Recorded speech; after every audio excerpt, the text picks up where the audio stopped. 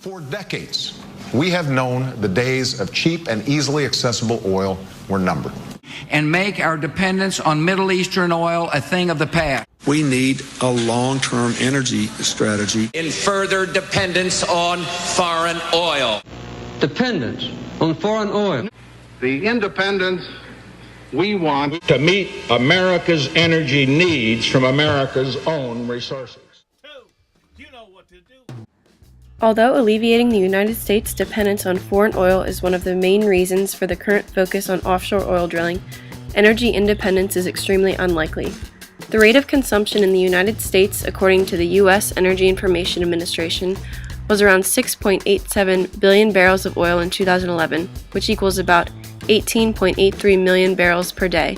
This is about 22% of the total world consumption. Producing all of the oil required to meet the domestic needs in this country would be near impossible. The whole idea of decreasing our dependence on foreign oil doesn't make much sense. We live in an exchange economy. If it's the least expensive for us to get oil from foreign countries, then that's the sensible thing to do. Perhaps there's some benefit to not being so dependent on the Middle East because the Middle East is so unstable. Yeah. But I don't think it should be a driver of our policy. As you can see in this graph comprised by the US EIA, U.S. oil production peaked around 1970. There's also projected increase in production around 2040 due to offshore and land-based oil extraction. It would have long-term consequences for our coastlines, but no short-term benefits, since it would take at least 10 years to get any oil. Well, the politics may have changed. Would not lower gas prices today. It would not lower gas prices tomorrow. It would not lower gas prices this year. It would not lower gas prices 5 years from now. In fact, you wouldn't see any full production out of any oil drilling off the coasts until 2030. In recent months, the Department of the Interior has endorsed seismic testing in the Atlantic. This is its first step towards the further expansion of offshore drilling along the East Coast and in the Gulf of Mexico. Piper Alpha lay 180 kilometers offshore.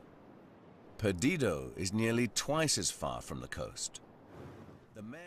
The idea behind seismic testing is to send elastic waves into the Earth. Each layer within the Earth reflects some of the wave's energy back. These waves help geophysicists predict where oil reserves may be trapped based on wave return abnormalities. The wave emissions have adverse effects on marine animals.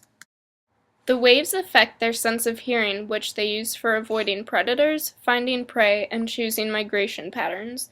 The North Atlantic right whale is heavily influenced by these waves and is one of the most endangered of all large whales.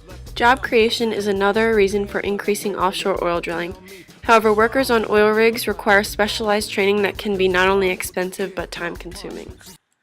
It's costly, it's risky. There may be oil out there, but it's going to be expensive oil once it hits the market as well. And there are so many other better ways to invest that money. And of course, there's reasons why it was not allowed currently. It used to be that offshore oil drilling was available anywhere in the U.S., and there were some major oil spills, and particularly the one in Santa Barbara, California in 1969. The year was 1969. The U.S. government had given permission to the Union Oil Company to drill for oil just 6 miles off the California coast. On January 28th, there was a blowout in the well. For 11 days, crude oil and natural gas leaked from the broken well. An oil tanker ran aground today off the nation's northernmost ice-free port, Valdez, Alaska. One of the worst oil spills in U.S. history, the accident also exposed the inattention to oil industry safety. We will consider whatever it takes to keep you whole. And to do more to stop future spills. The Gulf spill might already be as much as 3 times worse than the Exxon Valdez disaster. could turn out to be the worst environmental disaster in more than 20 years. Thousands of gallons of crude oil are oozing into the Louisiana coastal waters 10 days now after that oil rig exploded in the Gulf of Mexico. Being spilled at a rate of 5,000 barrels every day. And at the current rate of leakage, this spill would eclipse the Exxon Valdez disaster in Alaska back in 1989. Large oil spills such as these have enormous environmental implications. To this day, workers are still cleaning up tar off the beaches surrounding the Gulf of Mexico from the BP oil spill in 2010. Even worse, remnants of the Exxon Valdez oil spill were found stuck between boulders on beaches completely unchanged after 25 years. The Center for Biological Diversity reported that an estimated 82,000 birds, 6,000 sea turtles, 26,000 marine mammals, and an immeasurable number of fish, plants, and terrestrial organisms were either killed or harmed by the BP oil spill alone. However, the more common and pressing issue offshore oil drilling causes the environment are smaller spills, discharges, and disturbances that happen on a daily basis on oil rigs.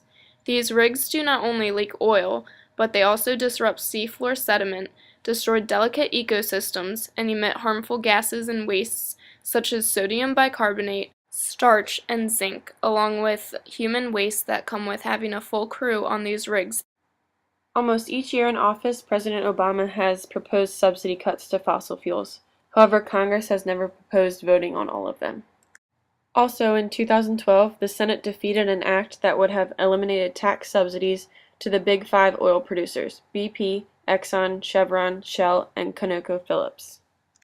What you want is a situation where the oil companies think, if I spill anything here, I'm responsible for all the damage done and it could break the company.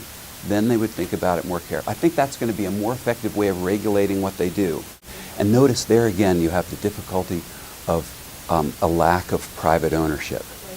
The fish that swim freely in the ocean can't readily be owned, and so you don't have an owner saying, you've damaged my fish and you have to stop.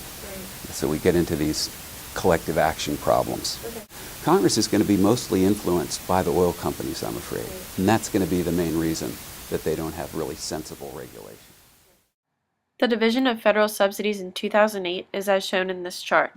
$70.2 billion for traditional fossil fuels is shown in black, $16.5 billion for corn ethanol in yellow, and $12.2 billion for traditional renewables in green. Traditional renewables include solar photovoltaics, concentrated solar power, wind, hydro, geothermal, and biomass, with solar and wind having the most energy potential. If somebody comes up with a good enough technology so it looks like this really is going to make solar pay, venture capitalists will pay for it. But the trouble we have now is Congress is shoveling money at people who don't have a good technology. Whether or not any money should go to renewables should be decided by entrepreneurs in the marketplace who have their own money at stake. If one analyzes the costs and benefits in this situation, offshore oil drilling expansion is not the best move for our future. Offshore oil drilling will, in theory, drop gas prices for Americans and create some jobs. Drilling may alleviate some foreign reliance on oil, but not completely. However, these things may not even happen, and the costs associated with drilling, such as spills that harm the environment, outweigh the supposed benefits. The best way to reduce foreign dependence is to reduce consumption. So I don't think offshore oil drilling is going to help close the energy gap, the supply gap that we have. And it's, I think, misleading to expect that we can drill our way out of the divergence that we have between production and consumption currently. And what I think people are really surprised to learn about is that U.S. oil production actually peaked in 1970. So clearly the additional production can aid the country and keep dollars home rather than sending them away, but it won't ever close the gap. The only way you can close the gap is to reduce consumption drastically.